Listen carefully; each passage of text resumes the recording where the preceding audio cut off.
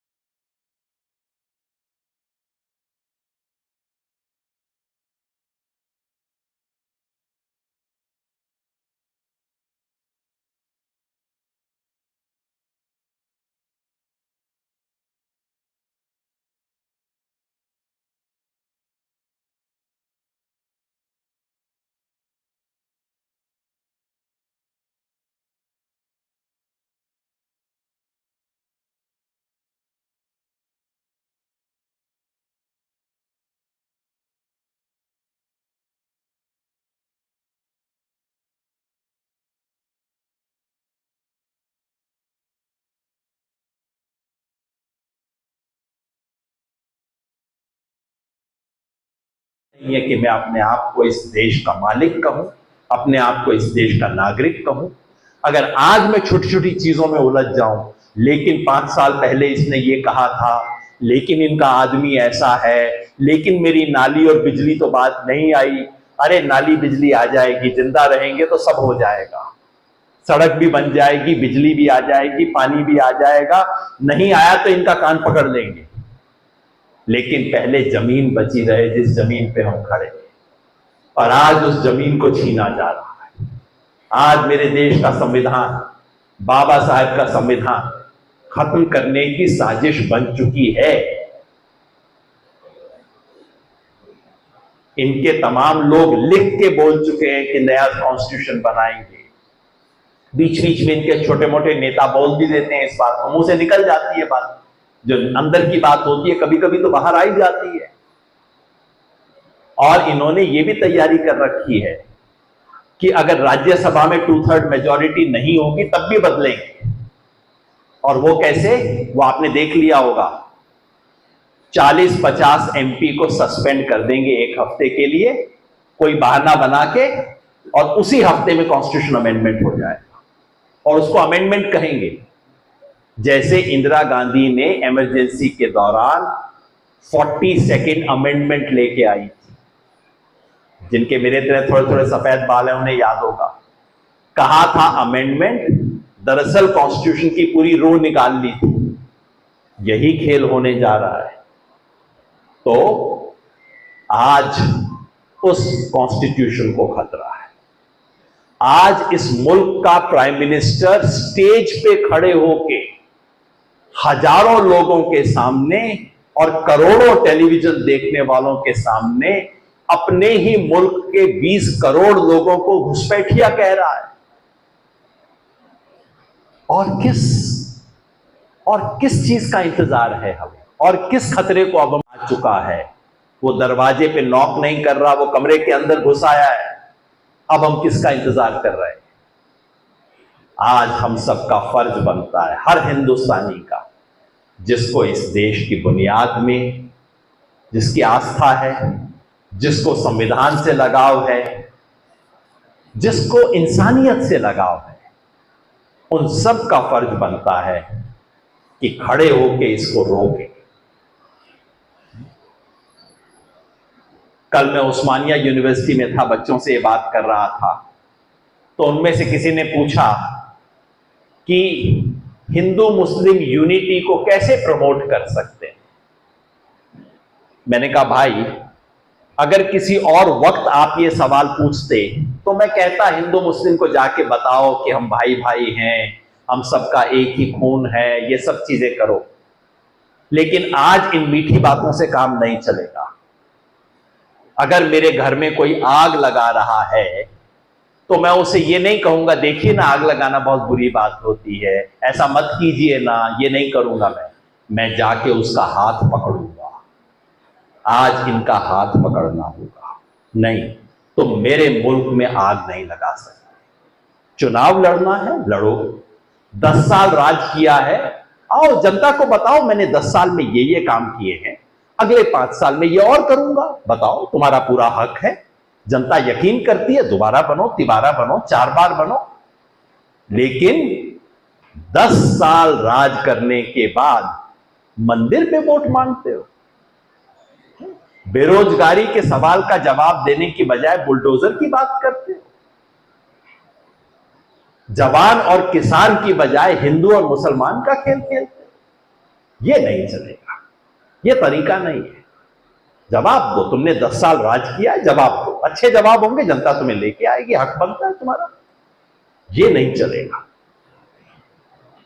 हम आज इसलिए बात बता दें, आज से 2 महीना पहले और खासतौर पे जनवरी के महीने के आखिर तक एक ऐसा माहौल इस देश में बना दिया गया था कि सबको लग रहा था, हम में से कुछ साथियों को भी लगता होगा कि भाई अब तो खेल खत्म हो गया, अब तो क्या बचा है। हम लोगों को भी मायूसी होती थी बीच बीच में। लेकिन पिछले 10 दिन से मैं घूम रहा हूं साहब। मैं राजस्थान गया, हरियाणा गया, उत्तर प्रदेश गया, 5 दिन उत्तर प्रदेश में घूमा।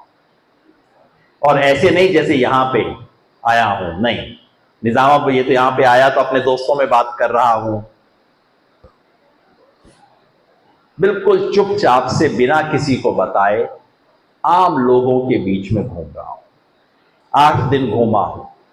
एक बात आपको पहली बात गारंटी से बताता हूं, राजस्थान में जहां बीजेपी को 2014 में 25 में से 25 सीट आई थी, 2019 में 24 जमा 1 25 फिर आई थी, वहां इस बार सवाल ही नहीं होता है कि बीजेपी वहां पे स्वीप कर जाए। कम से कम 8-10 सीट पे बीजेपी हार रही। और ये मैं कहने के लिए नहीं कहता, एक जमाने में मैं धंधा किया करता था, ये मेरा काम हुआ करता था देखना इन चीजों को। और आज भी अगर उटपटांग चीज बोलूंगा तो ये वीडियो रिकॉर्ड कर रहे हैं, 1 महीने बाद दिखा देंगे कि भैया आदमी ये बोल रहा था। इसलिए जिम्मेवारी के एहसास से बोल रहा हूं। आप लिख लीजिए, राजस्थान में बीजेपी स्वीप नहीं कर रही है। और मुझे आपको यकीन ना हो, राजस्थान में अपने किसी साथी दोस्त को फोन करके पूछ लीजिए कि भैया ये जो पूरा इलाका है, गंगानगर, चूरू, सीकर, झुंझुनू, अलवर, जयपुर, टोंक, माधोपुर, भरतपुर, इन पूरे में से कितनी सीट में बीजेपी जीत रही है, आप किसी से भी पूछ लीजिएगा। पहली बात। दूसरा, मेरा अपना स्टेट हरियाणा, हरियाणा के किसान ने, हरियाणा का किसान इनके कैंडिडेट को गांव में नहीं घुसने दे रहा है। गांव में घुसने से लोग रोक रहे हैं, बाहर जाओ, गांव में नहीं आना। तुम किसान आंदोलन में जब हमारा संकट था तब तुम हमारा मजाक उड़ा रहे थे, तब तुम मुझे आतंकवादी बता रहे थे, मुझे खालिस्तानी बता रहे थे। तो जाओ, अब जाओ, तुम उसी पे जाओ जो तुम कर रहे थे। ये भिवानी से खबर है, ये सिरसा से खबर है, ये हिसार से खबर है। कितना सीट बनेगा मैं नहीं जानता, लेकिन कम से कम आधी सीट के ऊपर बीजेपी की हालत बेहद पतली है इस वक्त। अभी इलेक्शन शुरू ही हुआ है हरियाणा का। लेकिन सबसे बड़ी बात, उत्तर प्रदेश। पिछले 2 महीने से आपको और मुझे बताया जा रहा है कि कोई नहीं, 1-2 सीट राजस्थान में चली जाएंगी बीजेपी की, 2-1 मध्य प्रदेश से चली जाएंगी, कहीं एक आधी छत्तीसगढ़ या झारखंड से निकल जाएगी। उस सब की कमी बेशी हम उत्तर प्रदेश में पूरी कर लेंगे, ये बीजेपी वाले बता रहे हैं। पिछली बार थी 62 जमा 2 64 उनके पास थी, और टीवी ये कह रहा है कि अब तो 70-74 होने वाला है। मैं आपको गारंटी से बोल रहा हूं, यहां टीवी कैमरा रिकॉर्ड कर रहे हैं, 70-74 छोड़ दीजिए, ये 62 सीट बचा नहीं सकते हैं उत्तर प्रदेश में। इनकी सीटें कम हो रही हैं 62 से, 50 मुझे तो दिखाई नहीं दे रही। मैं घूम रहा था, एक साधारण आदमी ने, अनपढ़ आदमी ने सिखाया। देखिए, हम इस बोलते रहते हैं, लेकिन अनपढ़ लोग, मैं बार बार कहता हूं, अनपढ़ आदमी बेवकूफ नहीं होता। पढ़ाई लिखाई का मौका नहीं मिला उसको जिंदगी में, लेकिन वो बेवकूफ नहीं है। एक अनपढ़ आदमी ने मेरे को गांव में बोला, वहां सरपंच को प्रधान बोलते हैं, पता नहीं अपने यहां क्या बोलते हैं, सरपंच बोलते हैं।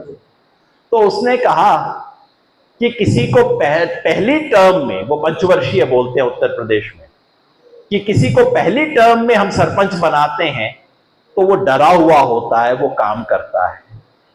दूसरी बार उसी आदमी को सरपंच बना दें तो वो चालाक हो जाता है, वो पैसा बनाना शुरू कर देता है, हमें गोली देना शुरू कर देता है। और अगर कहीं उसी को तीसरी बार बना दे तब तो हमारे सर पे बैठ के गुंडागर्दी करता है। ये बात लोगों को समझ आनी शुरू हो गई।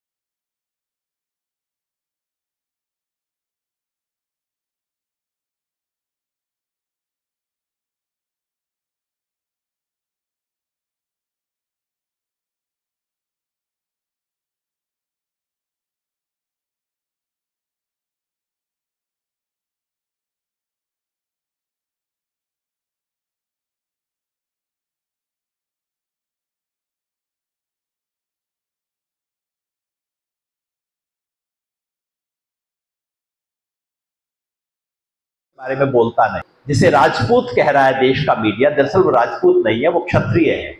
और गुजरात में क्षत्रिय में बहुत ज्यादा ओबीसी है। ये हिंदुस्तान इंग्लिश का मीडिया समझ नहीं रहा है। ये वहां का ओबीसी समाज है जिसमें अब काफी सीरियस प्रोटेस्ट है, छोटे प्रोटेस्ट नहीं। आप वीडियो पे देख लीजिए, 1-1 लाख लोग वहां इकट्ठे हो रहे हैं और कह रहे हैं कि होगा, बदलेगा। लेकिन ये भी याद रखिए, वहां हर चीज पे बीजेपी का शिकंजा है। अब सूरत में जो हुआ, मेरे ख्याल में इतने बरस बाद पहली बार कोई लोकसभा इलेक्शन है जो कि अनकॉन्टेस्टेड जा रहा है। कितने बरस बाद, मुझे तो याद नहीं पड़ता। 77 में भी नहीं हुआ था, ये तो कभी नहीं हुआ। 84 में नहीं हुआ, जबकि कांग्रेस 400 सीट जीत गई थी, तब भी यूनानिमस नहीं हुआ इलेक्शन। चलिए मान लीजिए कांग्रेस वाले कैंडिडेट ने दगा किया होगा, ये बाकी 7 कैंडिडेट कैसे आखिरी दिन आके अपना विड्रॉ कर गए? आप कह रहे हैं कि अचानक उनके मन में आ गया कि भैया विड्रॉ कर लेना चाहिए। तो ये सारा सिस्टम इस वक्त उनका शिकंजा है। तो एक तरफ लोगों का उभार है, मैंने आपको 3-4 राजस्थान, हरियाणा, यूपी जो मैंने अपनी आंख से देखा है, और कर्नाटका जिसके बारे में इतनी डेफिनेट इंफॉर्मेशन मेरे पास है कि मैं लगभग कह सकता हूं कि मैंने अपनी आंख से देखा है, उतना मैं कह सकता हूं। बाकी आप भी बताएंगे। और मुझे लग रहा है कि इस वक्त नीचे एक इस देश में हवा चल रही है। याद रखिए, 77 में मैं बच्चा तो था, लेकिन अखबार पढ़ने वाला बच्चा था, 13-14 साल की उम्र में। एक भी अखबार ने नहीं कहा था कि इंदिरा गांधी चुनाव हार सकती है। किसी ने नहीं कहा था, नॉट इवन वन न्यूज़पेपर। उस जमाने में तो न्यूज़पेपर ही था, रेडियो में आकाशवाणी थी, टीवी था नहीं। So the entire media was silent.